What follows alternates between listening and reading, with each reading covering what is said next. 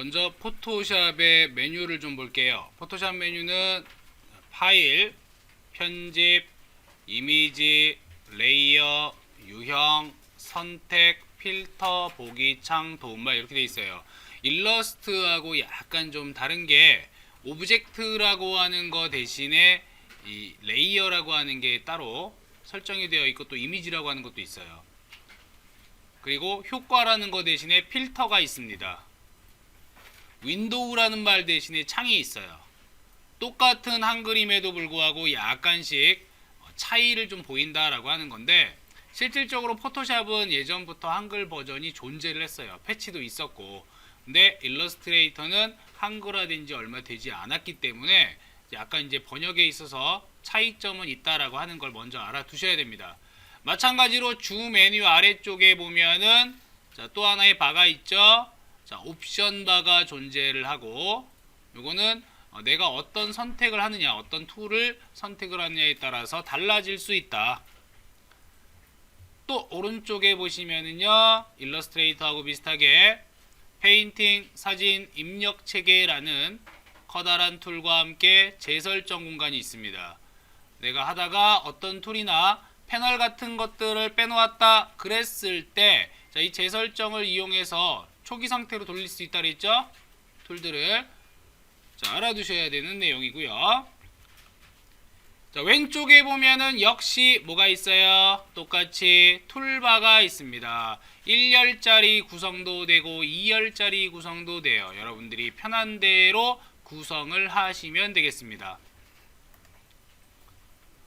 처음부터 보시면은요, 처음에 지금 선택 툴이 제일 위로 올라와 있죠. 선택 툴. 일러스트레이터 같은 경우에 이 자리가 원래 선택 툴인데, 포토샵에서의 첫 번째 자리는 선택 툴이 아니라 얘는 이동 툴이에요. 선택 툴은 여기 아래쪽에 나와 있어요. 아래쪽으로 쭉 내려가면은 선택 도구와 직접 선택 도구가 동일한 위치에 존재합니다. 밀려났다는 얘기예요, 순위가. 포토샵은 가장 많이 쓰는 게 이동, 이미지 또는 어떤 내가 특정한 부분을 선택해서 이동을 해야 되기 때문에 이동 툴이 제일 위에 올라와 있고, 그 다음에 그 밑에 보면은 형태별 선택이 있어요. 즉 사각형 선택 윤곽 도구라고 되어 있죠. 이거는 사각형 모양으로 선택을 하는 거고, 꾹 눌러보면은 마찬가지로 같은 범주에 있는, 같은 그룹에 있는 선택 툴이 나오는데, 원형으로 선택도 가능하고 또 단일 행 선택, 단일 열 선택이라고 되어 있습니다. 이 단일 행이나 단일 열은 1픽셀씩 선택하는 거예요. 1픽셀만 선택합니다. 단일 행이나 단일 열은 1픽셀을 선택을 한다. 나머지는 내가 원하는 범위만큼 선택을 할 수가 있어요. 사각형이나 원형은. 아래쪽으로 내려가 봅시다. 아래쪽에 가장 먼저 눈에 띄는 거는 올가미 도구라는 게 있습니다. 이 올가미 도구와 함께 다각형 올가미, 자석 올가미 이렇게 되어 있어요. 이 세 가지는 동일하게 어떤 비정규 형태를 가진, 불규칙한 형태를 선택하는 데 사용하는 도구다. 그래서 올가미는 내가 드래그를 이용해서 선택을 해주고요. 다각형은 점을 찍어서 그 영역 안에 있는 부분을 선택을 하는 것이고, 자석 올가미는 그 점, 내가 시작한 점으로부터 비슷한 색끼리 다 연결을 해버려요. 드래그를 쭉 하면은. 그래서 올가미의 세 가지가 이렇게 존재를 합니다. 아래쪽으로 가볼게요. 빠른 선택 도구와 자동 선택 도구라는 게 있죠. 빠른 선택 도구라고 하는 것과 자동 선택 도구는 이미지 상에서 비슷한 색상 영역을 선택하는 데 사용이 돼요. 얘는 클릭하면 바로 선택이 돼요. 또는 클릭 앤 드래그로 선택을 합니다.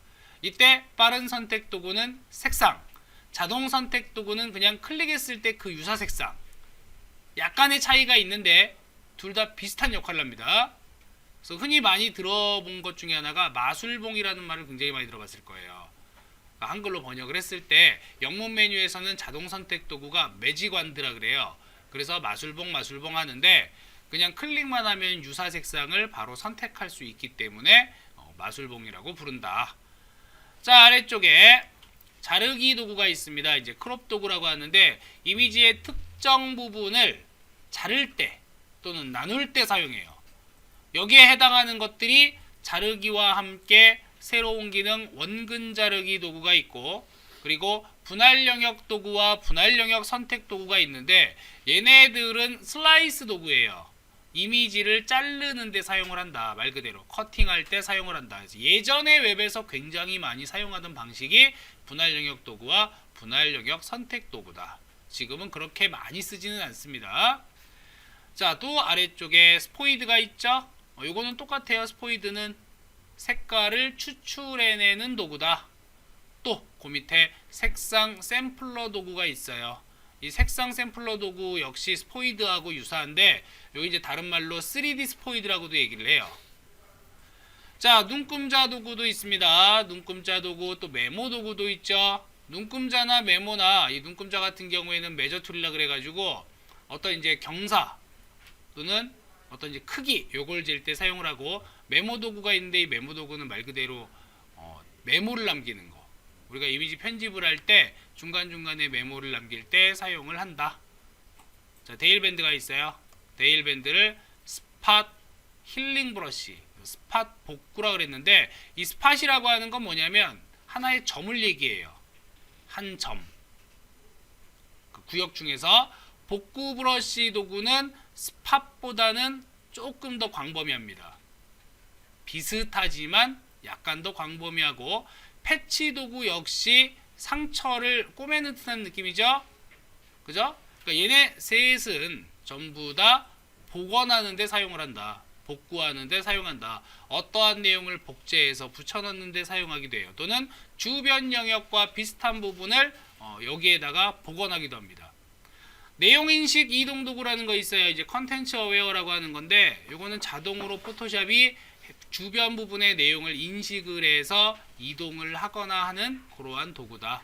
그리고 정목 현상 도구는 뭐 옛날부터 있었던 건데 예전 디지털 카메라 같은 걸로 사진을 찍었어요. 프레시가 빵 터지면서 눈이 드라큘라 눈이 되죠. 그죠? 이른바 빨간 눈. 그래서 그런 것들을 없애주는 건데 지금은 자동적으로 카메라에서 거 다 방지를 해주기 때문에 많이 쓰이지는 않아요. 요거는 정말로 옛날 옛적, 그죠? 2000년대 초반 때 그때 찍은 사진을 복원할 때 사용을 한다. 자, 밑에 보면은 이제 브러쉬에 관련된 거 있어요. 이건 뭐 많이들 알죠? 그림을 그리는 거니까 브러쉬, 연필 또는 색상을 대체하거나 혼합 브러쉬를 여러 가지 섞어버리는 이러한 도구들이 있고요. 아래쪽에 스탬프, 복제 도장 도구와 패턴 도장 도구라고 해서 요거는 말 그대로 도장 도구니까 도장으로 쿡쿡 찍듯이 어떤 내용을 복제해서 붙여넣는 기능이다. 이렇게 생각을 하시면 조금 더 간단할 거예요. 자, 밑으로 내려가면 또 브러쉬가 있는데요. 자, 이건 뭐냐면 작업 내역 브러쉬라 그래가지고 히스토리 브러쉬라 그래요. 히스토리 브러쉬나 미술 작업 내역 브러쉬 도구 같은 두 가지가 있는데, 자, 이러한 두 가지는 원래 이미지 상태로 복구하는 거. 어떤 작업을 하다가 다시 이제 되돌리거나 할 때 사용을 합니다. 자, 그 밑에 보면은 이제 지우개 도구 있죠? 일반적으로 이미지를 지우는 지우개 도구와 또 특정 부분을 지우는 배경 지우개, 자동으로 뭔가를 삭제를 해주는 자동 지우개 도구, 이렇게 세 가지가 존재를 하고요. 예제를 통해서 한번 확인해 볼 거예요. 자, 아래쪽에 그라디언트와 페인트가 있습니다. 자, 그라디언트나 페인트 같은 경우에 뭐 말 안 해도 다 알죠? 어떤 역할을 하는지, 그지? 그래서 포토샵에서도 마찬가지로 같은 역할을 한다. 자, 아래쪽에 눈물 같은 거 있는데요. 자, 얘는 흐림 효과 도구. 자, 일러스트레이터에서 흐림 효과는 필터에 있었어요. 효과에 있었어요. 정확하게. 근데 여기서도 마찬가지로 흐림 효과, 간단하게 흐림 효과를 줄 때 사용을 한다. 또 반대로 간단하게 선명하게 만들고자 할 때 사용을 한다. 또는 손가락 도구 같은 경우에는 손으로 문지른 듯한 느낌을 주는 스머지 툴이라고 얘기를 해요. 그래서 이런 것들도 있다. 자, 아래쪽을 보면 타치 도구와 번 도구와 스펀지 도구가 있어요. 자, 이 세 가지는 뭐냐면 특정한 부분을 밝게 해주거나 또는 특정한 부분을 어둡게 해주거나 또는 특정한 부분의 채도를 조절해 주는 게 바로 닷지와 번과 스펀지예요. 닷지는 특정한 부분을 밝게, 번은 특정한 부분을 어둡게, 스펀지 도구는 채도를 조절해 주는, 이렇게 세 가지 도구가 함께 모여 있고, 자, 펜툴이 있어요. 뭐 일러에서 굉장히 중요하다고 했죠. 보시면 똑같아요. 펜 도구, 자유 형태, 기준점 추가, 삭제, 변환 동일합니다. 사용법 역시 거의 동일하다. 자, 아래쪽 보시면 이제 문자 입력 도구 있죠. 수평 문자 또는 수직 문자 또는 수평 문자 마스크, 수직 문자 마스크. 자, 이렇게 되어 있는데 얘네들은 전부 다 문자를 입력할 때 사용하는 도구들이다. 그리고 그 밑에 이제 화살표가 있죠. 여기에 패스 선택, 직접 선택 도구가 있습니다. 자, 둘 다 선택 도구다. 둘 다 선택 도구다. 자, 밑에 보면 이제 도형 도구가 있습니다. 선하고 그 다음 도형이 따로따로 나눠져 있는 게 아니라 포토샵에서는 선을 비롯한 모든 도형을 한꺼번에 다 모아놨어요. 사각형이라든가 모서리가 둥근 직사각형, 타원, 그리고 다각형, 또 사용자 정의 모양 도구 해서 별도의 아예 이제 아이콘화 되어 있는 또는 그룹으로 모여 있는 모양이 있더라. 그리고 그 밑에 보이는 거는 손도구와 회전 보기 도구. 요거는 뭐 다들 알고 있는 이동이죠, 이동. 이미지 상에서 이동시킬 때, 그죠? 그리고 밑에 돋보기. 여기 두 개 똑같아요. 얘네들은 똑같고 아래쪽에 보시면 이제 색깔에 관련된 것들이 있는데 이 두 가지가 일러 같은 경우에는 면색하고 선색이었어. 포토샵은요 전경색과 배경색이라고 합니다. 전경색을 포어그라운드 앞쪽의 색깔, 그 다음에 뒷면의 색깔을 배경색이라고 얘기를 해요. 위에 있는 교환에 관련된 걸 누르게 되면 자, 얘는 전경색과 배경색을 체인징합니다. 아울러 초기 상태로 만들어주는 게 자, 왼쪽 아래에 보이죠? 기본색으로 만들어주는 거 됐습니까? 그리고 그 아래에 보면은 네모의 동그라미가 되어 있는 게 있는데요. 자, 이걸 뭐라고 하느냐? 퀵 마스크라고 합니다. 빠른 마스크다. 요거. 그래서 요 정도만 그냥 딱 보시면 되는데 일러스트레이터 크게 다른 건 없어요. 거의 유사해요. 거의. 자, 오른쪽에는 뭐 똑같이 뭐가 있어요? 패널들이 있죠. 오른쪽에는 색상이라든가 뭐 색상 견본, 조정, 스타일에서 요 부분은 좀 예전 버전에 비해서 많이 달라진 부분이에요. 아이콘화 되어 있다는 거. 또한 아래쪽에 보시면 포토샵에서 굉장히 중요하게 여기는 레이어라는 놈이 있습니다. 레이어, 그리고 채널 패스. 이 세 가지가 있는데 포토샵은 뭐 뭐니 해도 레이어가 가장 기본이에요. 레이어라고 하는 것은 투명한 종이다. 그래서 이러한 종이들을 몇 개든지 겹쳐가지고 우리가 효과를 주거나 할 수 있더라. 레이어 관리를 잘 하셔야 돼요. 자, 그 다음 그 옆에 보면 이제 조그만 놈 하나 있죠. 조그만 패널. 작업 내역이라든가 속성이라는 것이 있는데 우리 예제하면서 하겠지만 이 작업 내역이라고 하는 게 필요한 이유는 뭐냐면 일러스트레이터는 컨트롤 Z만 누르면 계속해서 이전으로 갈 수 있었단 말이에요. 그런데 포토샵은요 컨트롤 Z를 누르면 한 단계 앞으로 가. 근데 거기서 다시 컨트롤 Z를 누르면 나중 상태하고 처음 상태가 있을 때 일단 나중 상태에서 처음으로 가겠죠. 다시 컨트롤 누르면 얘의 이전 상태야. 얘의 이전 상태니까 누구야? 얘가 되는 거야. 나중 상태로 간다는 얘기야. 그러니까 컨트롤 Z를 누르면 이전하고 현재, 이전 현재만 계속 왔다 갔다 그래요. 그래서 내가 단계별로 올라가고 싶을 때 또는 여러 단계를 한꺼번에 올라가고 싶을 때는 이 작업 내역이라는 게 반드시 필요하다라고 하는 거를 기억을 해 두셔야 됩니다. 마찬가지로 뭐 접을 수도 있고 펼칠 수도 있고 클릭해 가지고 그 놈만 펼칠 수도 있고 마찬가지예요. 만약에 얘도 똑같이 도구들을 다 이래저래 막 펼쳐놨다면 끌어서 막 빼놨다면 나중에 복원할 때는 재설정을 해주게 되면은 원래 상태대로 돌아간다 그랬죠? 요 기능까지 알아두셔야 돼요. 그리고 여기 가운데 영역이 바로 뭐가 된다? 가운데 영역이 작업 영역이 된다. 요 부분이 작업 영역이 되지만 실질적으로 이 안에 꽉 찰 수도 있고 아니면 조금만 채울 수도 있겠죠. 그래서 단위가 일러에서는 아트보드가 기본 단위였다면 포토샵에서는 캔버스라고 하는 게 기본 단위가 됩니다. 이 포토샵의 캔버스라고 하는 놈은 일종의 도화지가 된다. 그래서 책상 위에, 이 부분이 책상이에요. 책상 위에 뭐 붓이라든가 드로잉할 도구들을 여러 배치를 하고 그 다음에 여기에다가 세문서를 만들게 되면, 새로 만들게 해볼게요. 그러면 얼마나 사이즈로 할 거니 물어보죠. 얼마나 사이즈로 할 거니? 기본 단위는 픽셀로 고정을 할 겁니다. 우리 다 센티미터가 아니라. 뭐 일단 그냥 확인을 눌러보면 하얀색 용지가 이렇게 나오는데, 자, 이러한 하얀색 용지를 캔버스라고 한다. 그래서 이름이 약간 다르다는 것과 함께 또 하나의 차이점, 일러스트레이터는 드로잉 하다가 이 바깥으로 나갈 수 있었어요. 그죠? 나갈 수 있었습니다. 포토샵은 못 나가요. 캔버스 밖으로는 절대 못 나갑니다. 항상 어디 바깥쪽으로 걸려버리게 되면은 캔버스에서 딱 하니 잘려버리게 돼요.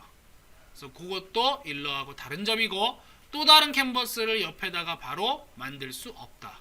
하나의 캔버스가 하나의 파일이 된다. 대신에 하나의 캔버스 안에 여러 개의 레이어를 둘 수 있다. 이러한 차이점이 있습니다.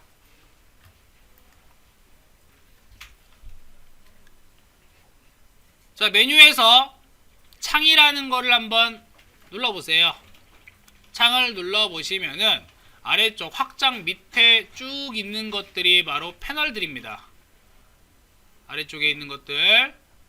그래서 내비게이터, 단락 스타일, 도구 사전 설정, 레이어 구성 요소, 막대 그래프, 메모, 문자 스타일, 복제, 뭐 브러쉬부터 시작해서 색상, 견본, 속성, 스타일, 액션, 작업 내역 뭐 쭉 있죠.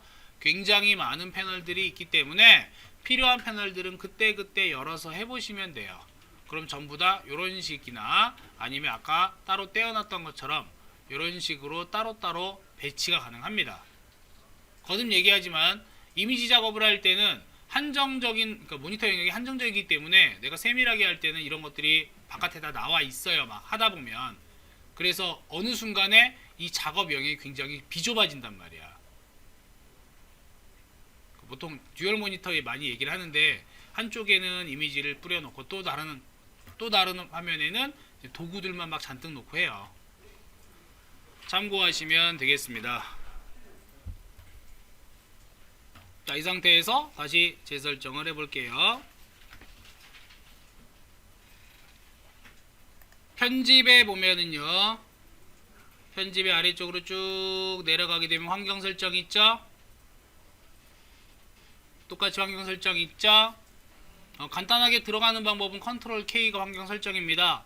자, 그러면 일반이라고 되어 있는 컨트롤 K를 살짝 눌러 보시게 되면은 이렇게 창이 하나가 뜨게 돼요.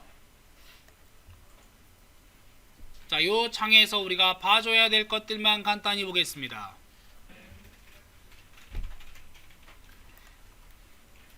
자, 인터페이스에는 색상 테마라는 것이 있어요. 역시나 색깔별로 해서 배경을 어둡게 하거나 밝게 해줄 수 있습니다. 어둡게 하거나 밝게 해줄 수 있다. 그래서 색상 테마 기본적으로는 다 어둡게 돼 있어요. 기본적으로는 파일 처리로 내려가서 이 파일 처리에 저장 옵션이라는 게 있는데, 파일 저장 옵션에 이미지 미리 보기 항상 저장이라고 되어 있죠. 파일 확장명은 소문자 사용이라고 되어 있죠. 이거 확장자는 소문자로 쓰든 뭐 대문자로 쓰든 별 상관은 없어요. 네, 일반적으로 소문자를 많이 씁니다. 간혹가다 우리가 쓰는 운영체제 중에서 윈도우는 뭐 대문자든 소문자든 상관이 없는 경우가 많은데, 윈도우가 아닌 경우는 대소문자를 따지는 경우가 많이 있어요. 그렇기 때문에 요건 항상 통일을 시켜주자. 그리고 아래쪽에 성능으로 내려가겠습니다. 자, 성능으로 내려가서 이 부분은 좀 여러분들이 집에 가서 또는 집에서 세팅을 해주셔야 되는 부분이에요. 자, 사용 가능한 램이라고 하는 게 뭐냐면 현재 시스템에 설치되어 있는 메모리 중에서 실제 사용 가능한 물리적인 메모리의 사이즈입니다. 지금 여러분들이 보고 있는 화면에서는 사이즈가 7193MB라고 되어 있죠. 이렇게 나와 있는데 요거는 7193메가, 다시 말해서 7기가가 조금 넘는 거예요. 네, 여러분 컴퓨터는 다를 수 있어요. 예를 들어 메인 메모리가 4기가다 그러면 3000 얼마로 나올 거예요. 지금 보고 있는 화면은 8기가기 때문에 7000 얼마로 나오는 거고, 만약에 뭐 16기가 메모리를 사용한다 그러면 뭐 14000, 15000 이렇게 나올 거예요. 메모리의 사이즈는, 메모리의 크기는 크면 클수록 좋아요. 이 부분은 크면 클수록 좋은데, 자, 적합범위라고 나오죠, 그죠? 적합범위, 포토샵에서 어느 정도 쓸 거냐라고 하는 건데, 만약에 포토샵을 주로 쓴다 그러면 이 범위를 올려주세요. 쭉 올려주는데, 그렇다고 100%까지 올리는 게 아니라 한 70%대까지는 올려도 괜찮아요. 포토샵을 많이 쓰면. 그러면 얘를 많이 이렇게 쫙 올려주게 되면은, 얘를 쭉 올려주게 되면은 속도가 빨라져요. 체감 속도가. 그러니까 이미지 보정을 하거나 할 때 그 속도가 월등히 빨라진다. 너무 많이 올리게 되면 다른 프로그램이 실행이 안 됩니다. 얘한테 다 주게 되면. 그래서 메모리 사용량은 퍼센테이지로 봤을 때 대략 한 70% 정도 주면은 그래도 안정적이게 쓸 수 있다. 내 컴퓨터에 부담을 주지 않고. 또 오른쪽에 보면은 이제 작업 내역 및 캐시라고 나옵니다. 거기에 보면은 작업 내역 상태가 있는데, 이 작업 내역 상태는 드래그로 조절이 가능해요. 드래그로 조정했을 때 최대 1000까지 조정할 수 있습니다. 이건 뭐냐면 기억해두는 단계야. 내가 어떤 작업을 했는데 그 작업에 대한 내용들을 몇 개 기억하고 있을 거냐, 이런 뜻이에요. 너무 적어도 문제가 돼요. 왜냐면 여러 가지 작업을 한 번에 하기 때문에 너무 적어도 문제가 되고, 또 너무 많이 해도 안 돼. 많이 한다는 얘기는 많은 메모리를 쓴다는 얘기죠. 그래서 적정량은 뭐 이렇다 할 건 없는데, 저는 기본적으로 한 500 정도를 주고 써요. 최대한 반 정도. 그 다음 캐시 레벨 있습니다. 캐시 레벨도 아마 4가 기본값일 거예요. 그래서 이것도 마찬가지로 더 늘리거나 더 낮추거나. 지금 밑에 보면은 최적의 GPU 성능을 위해 캐시 레벨을 2 이상으로 설정합니다 라고 되어 있죠. 그러니까 그 그래픽 카드의 가속 성능을 이용을 하겠다, 이런 뜻이에요. 그래서 이 수치는 쭉 올려봐야 8까지밖에 없어요. 너무 많이 올리면 마찬가지로 모든 자원을 전부 다 포토샵에 사용하기 때문에 오히려 다운될 수 있다. 따라서 너무 많이 올리시지 마시고요. 한두 단계 정도만 더 올리시면 돼요. 5, 6단계 정도만 해도 충분합니다. 자, 왼쪽에 보면 스크래치 디스크라고 되어 있는데, 스크래치 디스크도 상당히 중요하죠. 기본 값인 C 드라이브 외에 여유의 드라이브가 있다면 그 여유의 드라이브도 반드시 스크래치 드라이브로 활성화시키세요. 체크를 해서. 그래야지만 임시로 계속 저장을 할 때 메인 드라이브에 부담을 안 주고 저장이 가능합니다. 포토샵도 돌려야 되는데 거기에 저장까지 같이 하게 되려면 서로 막 한 곳에서 읽고 쓰고 다 해야 된단 말이야. 그래서 느려질 수가 있으니까 조금 더 원활하게 쓰기 위해서 이러한 스크래치 디스크도 그냥 되어 있는 것들 체크를 하시면 돼요. 됐죠? 자, 그 다음에 단위와 눈금자로 내려가서, 단위와 눈금자의 기본 단위는, 우리는 웹 쪽이기 때문에 모든 단위는 픽셀로 통일을 해요. 일반적으로 픽셀. 문자 같은 경우에도요, 상황에 따라서 픽셀로 하셔도 되고 포인트로 하셔도 돼요. 웹에선 둘 다 쓰는 단위이기 때문에. 단 크기라든가 폭 여백 같은 경우에, 자 보시면은 얘 같은 경우에는 픽셀 단위가 없어요. 그래서 그냥 밀리미터로 둔 겁니다. 또한 자 해상도를 봤을 때 인쇄 해상도는 1인치에 300픽셀, 요게 기본값이고, 모니터상에서는 1인치에 72픽셀이에요. 따라서 여러분들이 모니터에서 봤을 때 굉장히 화면이 크단 말이야. 화면이 크다 하더라도 얘를 사진으로 출력하려 그러면은 생각한 것보다 작게 나오는 경우가 많아요. 바로 요것 때문에, 해상도 때문에. 이 해상도를 높이면 높일수록 이미지 사이즈가 엄청나게 커집니다. 그렇기 때문에 여러분이 디카로 보통 찍으면 300으로 나올 거예요. 디카는 인화를 목적으로 하기 때문에. 그래서 걔네들을 리사이징을 할 때는 72픽셀로 리사이징을 해줍니다. 그러면 파일의 사이즈가 무지막지하게 작아져요. 됐죠? 요거는 기억을 해두셔야 돼요. 어떤 내용인지. 자, 다시 아래쪽으로 내려가면 이제 안내선하고 그리드, 격자에 대한 것들 나와 있는데 요거는 일러스트하고 거의 유사하다. 플러그인 부분 같은 경우에는요, 이거는 따로 설치를 해야 되는 부분이에요. 그러니까 포토샵 플러그인이 굉장히 많아요. 몇만 종이에요. 그러니까 자주 쓰는 것들이 있다면 또는 내가 구입을 했다면 그러한 플러그인을 추가를 해서 설정을 해주는 부분이다. 그리고 문자 같은 경우에는 이제 둥근 따옴표를 사용할 거냐, 뭐 글리프 문자를 보호할 거냐, 글꼴 이름을 영어로 표시할 거냐, 한글로 표시할 거냐. 이거 영어로 표시하게 되면은 말 그대로 로마자 아닌 글꼴이니까 뭐예요? 뭐 한글 같은 거 이런 것도 있죠. 얘들 영어로 표시가 될 수 있습니다. 요거는 그냥 안 건드려요. 버전에서 건드리지 않고 그냥 사용을 하게 된다. 그래서 기본적인 환경 설정까지 함께 보았습니다.